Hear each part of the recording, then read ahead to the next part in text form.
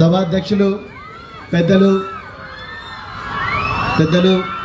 గౌరవనీయులు తెలంగాణ రాష్ట్ర సాంఘిక సంక్షేమ మరియు గిరిజన సంక్షేమ శాఖ మాత్యులు పెద్దలు అన్న అడ్లూరి లక్ష్మణ్ కుమార్ గారు, అదేవిధంగా మరి మానకొండూరు శాసనసభ్యులు డాక్టర్ కవంపల్లి సత్యనారాయణ గారు, అదేవిధంగా SC corporation chairman Shri Naganna గారి ప్రీతం గారు, అదేవిధంగా మరి బాబు జగ్జీవన్ రామ్ మరియు అంబేద్కర్ ఉత్సవ కమిటీ అధ్యక్షులు సోదరులు మరి మిత్రులు సుదర్శన్ గారు, అదేవిధంగా మరి ప్రొఫెసర్ కాసిం గారు, పాపయ్య గారు, మరి ఇప్పుడే వెళ్ళిన మోత్పల్లి నరసింహులు గారు, మందకృష్ణ గారు, వేదిక మీదున్న అందరూ మరియు ధనౌక మరి ఏపూరి సోమన్న గారు, అదేవిధంగా అశోక్ గారు, అదేవిధంగా రంగన్న గారు, మరి వేదిక ముందున్న మిత్రులు, మరి రాబోయే రోజు మరి పెద్ద పెద్ద లీడర్లు, డాక్టర్లు, ఇంజనీర్లు కాబోయే మా చిన్నారి స్వేరో బిడ్డలందరికీ కూడా మరొకసారి జై భీమ్, జై భీమ్, జై జగ్జీవన్ రామ్. మిత్రులారా, దయచేసి ఆలోచించాలి. ప్రత్యేకించి విద్యార్థులు, వాళ్ళ తల్లిదండ్రులు. ఎక్కడ పోయినా మేము సోషల్ వెల్ఫేర్ ఆఫీస్లో అన్నా మేము ఒక బోర్డు పెట్టినాం, ఈ ఆఫీసులోకి ఎవరు వచ్చినా కూడా దయచేసి చెప్పులు వేసుకొనే రావాలని బోర్డు పెట్టినాం. దయచేసి ఎవరు కాలు మొక్కొద్దని బోర్డు పెట్టినాం. కన్నీళ్లు పెట్టుకోవద్దు, ఇది మీ ఆఫీసు, ఆత్మగౌరవంతో మీ బాధలు చెప్పండి, అంతే తప్ప ఎవరికి భయపడాల్సిన అవసరం లేదని చెప్పినాం. అన్న ఆ బోర్డు తీసేసిండ్రు. మేము స్వేరో బిడ్డలకందరికీ కూడా నేను ఎవరికి తక్కువ కాదు, నేను ఎక్కడ పోయినా నాయకుడు నాయకురాలుగానే ఉంటాను. నేను ఎప్పుడు కూడా ఉన్నతమైన కళలే కంటాను. I shall never blame others for my failures. I shall be honest, hard working and punctual. I shall repay what I borrow. I shall neither beg nor cheat. I shall never fear the unknown and I shall never give up అని చెప్పి 10 commandments మన పిల్లలకు ప్రతిరోజు కూడా ఉగ్గుపాలతో నేర్పిస్తే ఆ commandments ఉన్న boards తీసేసిండ్రన్న. దాంట్లో ఎక్కడ కూడా మేమే రాజకీయ పార్టీ పెట్టలేదు, మా ఫోటోలు పెట్టలేదు, ఎవరి ఫోటోలు పెట్టలేదు. వేదిక మీద ఉన్న మహనీయులు బాబు జగ్జీవన్ రామ్, డాక్టర్ బిఆర్ అంబేద్కర్, మరెందరో మహనీయుల బొమ్మలన్నీ ఉండి వాళ్ళ స్ఫూర్తితోని ఈ 10 ఆజ్ఞలు పిల్లలు ప్రతిరోజు కూడా పొద్దున్న లేచినప్పటి నుంచి రాత్రి వరకు చదువుకొని నిజంగా నిజ సమాజంలోకి పోతే ధైర్యంగా, ఇప్పుడు దళిత పులులు అన్నావు కదా, ఆ పులుల్లాగా మన అమ్మాయిలు అబ్బాయిలు బతకాలని ఉగ్గుపాలతో నేర్పిస్తే ఆ 10 కమాండ్మెంట్స్ తీసేసిండ్రు. ఎందుకంత కోపం మన బిడ్డలంటే?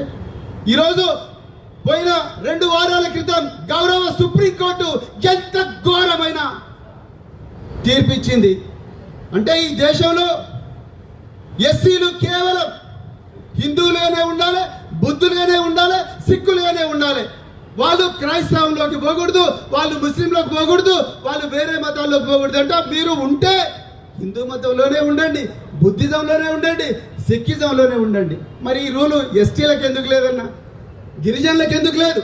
బీసీలకు ఎందుకు లేదు? అగ్రవర్ణాలకు ఎందుకు లేదు? కేవలం ఎస్సీలకే ఎందుకు ఈ సంఖ్యలు వేసిండ్రు? దాని మీద ఈరోజు అన్ని పార్టీలు కూడా మాట్లాడాల్సిన అవసరం ఉన్నది.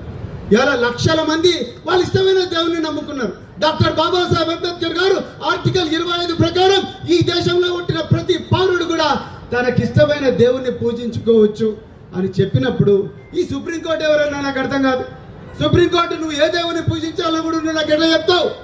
దీని మీద కూడా మన హక్కులు మన కళ్ళ ముందరనే కాల రాస్తున్నారు కాబట్టి దీని మీద పోరాడాల్సిన అవసరం ఉన్నది. నేను హిందువుగా ఉంటా, నేను ముస్లింగా ఉంటా, నేను క్రైస్తవుడిగా ఉంటా, నేను బుద్ధిస్ట్గా ఉంటా, నేను సిక్కుగా ఉంటా, నా ఇష్టం. రాజ్యాంగం నాకు ఇచ్చింది, బాబాసాహెబ్ అంబేద్కర్ గారు ఆర్టికల్ 25 ప్రకారం నాకు ఇచ్చిండ్రు.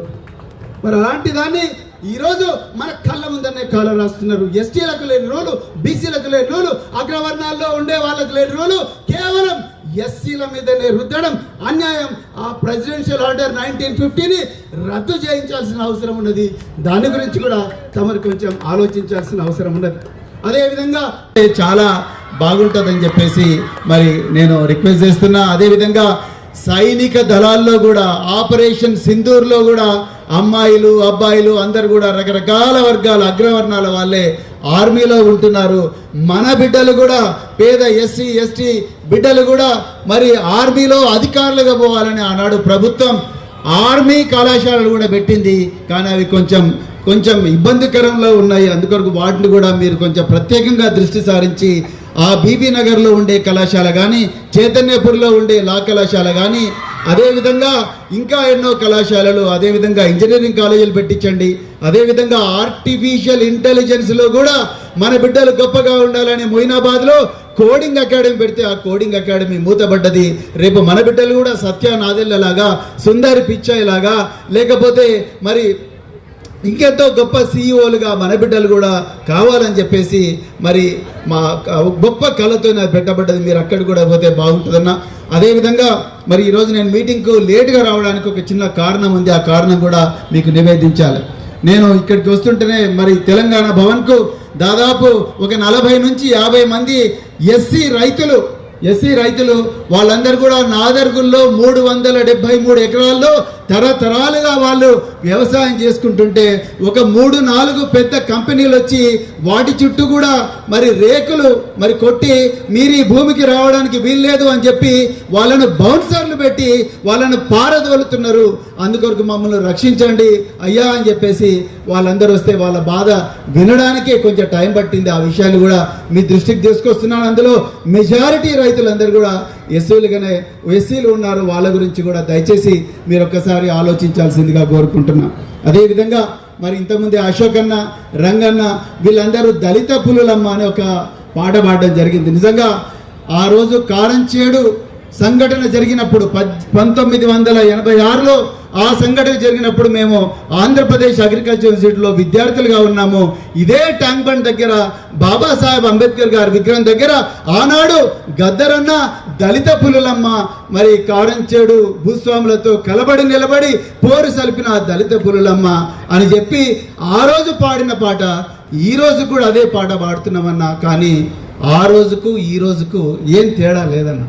నేను ఎందుకు చెప్తున్నా అంటే దళిత పులులన్నమ్మ కారంచేడు భూస్వాములతో కలబడి నిలబడి పోరు సల్పిన అన్న దళిత పులులు కోదాడలో ఉదయం నవంబర్ 4వ తారీఖు నాడు ఉదయం 5 గంటలకు పోలీసులు అందరూ వచ్చి కర్ల రాజేష్ అనే ఒక ఎస్సీ సామాజిక వర్గానికి, ఎస్సీ మాదిగ సామాజిక వర్గానికి చెందిన యువకుడు నువ్వు రా బండెక్కు అంటే ఆ రోజు ఆ బస్తీలో ఉండే వాళ్ళు ఎవరు కూడా అడ్డం పడి మాకు బాబాసాహెబ్ అంబేద్కర్ గారు జీవించే హక్కు ఇచ్చిండు, ఆర్టికల్ 21 ప్రకారం జీవించే హక్కు ఇచ్చిండు.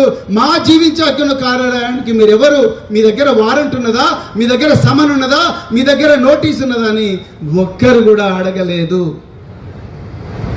ఆనాడు అడగలేదు, ఈనాడు అడగలేదు.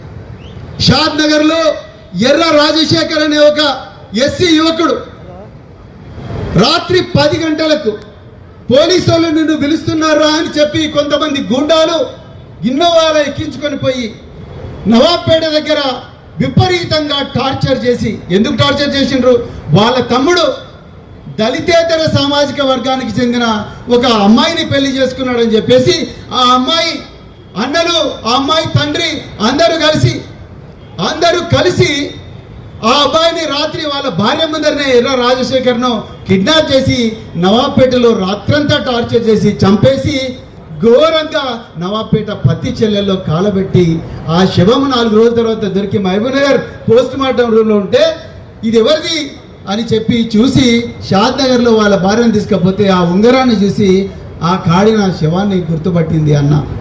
నేనేమంటున్నా అంటే ఇవాళ ప్రభుత్వాలను నిందించడం కాదు, దళిత పులులమ్మ అంటున్నాం మనం ఈరోజు ఎందుకు మన మీదనే దాడులు జరుగుతున్నాయి. నాదర్గుల్లో మన భూములే ఎందుకో చూసుకోబడుతున్నాయి. రంగారెడ్డి జిల్లాలో గోశాల పెట్టడానికి ఎన్కేపల్లిలో మళ్ళీ అదే ఎస్సీల భూములు గుంజుకుంటున్నారు. అదేవిధంగా కర్ల రాజేష్ ఎందుకు చనిపోయాడు, తల్లి పోయి బిడ్డ నాకు ఒక్కసారి చూపించండి సారు, నా బిడ్డను ఒక్కసారి చూపించండి అని అంటే ఆ రోజు ఆ తల్లి ఎంబడి ఎక్కడ పోయినరు మన నాయకులందరూ.